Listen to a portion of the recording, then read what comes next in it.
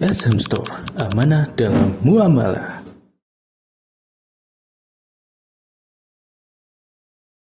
Waruya Nabi Hurairah radhiyallahu anhu qala, kata Al-Mundhiri rahimahullah taala, dan diriwayatkan dari Abu Hurairah radhiyallahu an, kata beliau, sami'tu Rasulullah sallallahu alaihi wasallam yaqul, aku mendengar Rasulullah sallallahu alaihi wasallam beliau bersabda, man jaa masjidi hadza.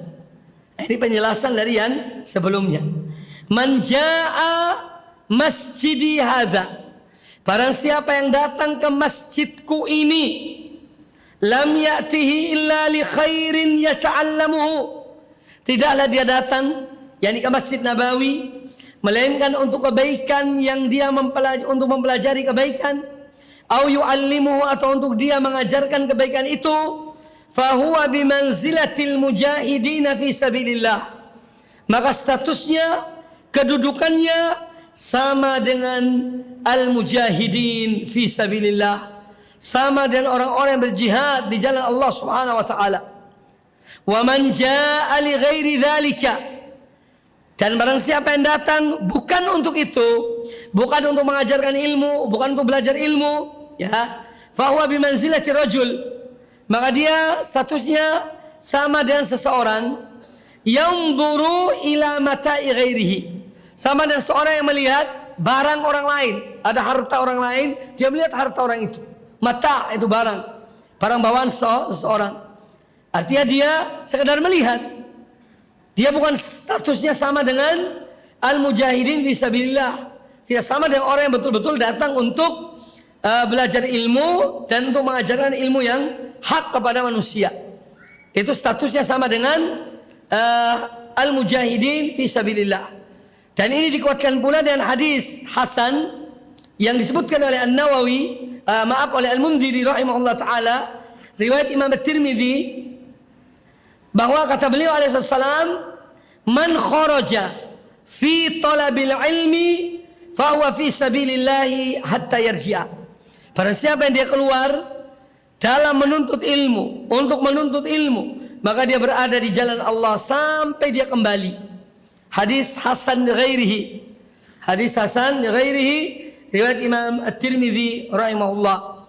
Maka hadis di sini menjelaskan kepada kita keutamaan orang yang pergi untuk menuntut ilmu dan belajar ilmu dan mengajarkan ilmu.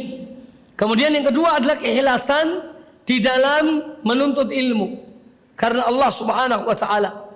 Ya, dalam mengajarkan ilmu dan dalam menuntut ilmu, kalau seorang betul-betul karena Allah Subhanahu wa taala, maka dia akan mendapatkan kemuliaan ini. Dan ilmu yang diajarkan atau kita pelajari karena Allah, itu tidak akan mempengaruhi seseorang. Seorang guru, kalau dia betul ikhlas karena Allah, muridnya meskipun hanya satu orang, dia tenang, tidak gelisah.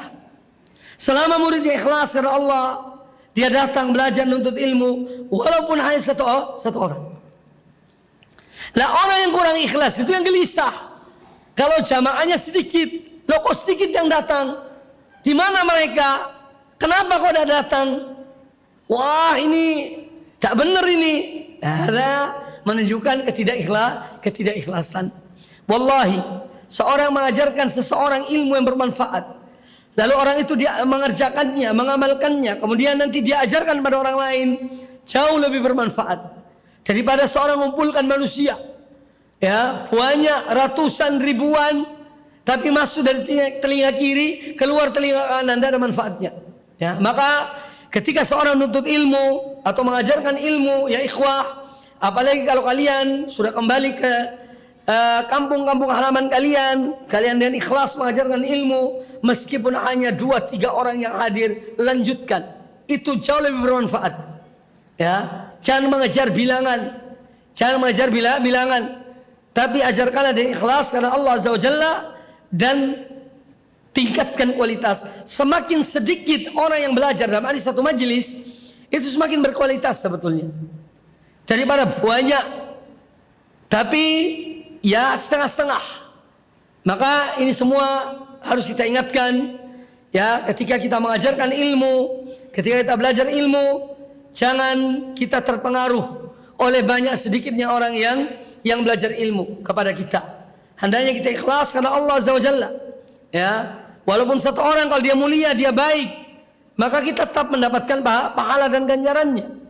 Ya, dan kalau kita tidak ikhlas dalam menuntut ilmu atau mengajarkan ilmu, ya tidak ada gunanya.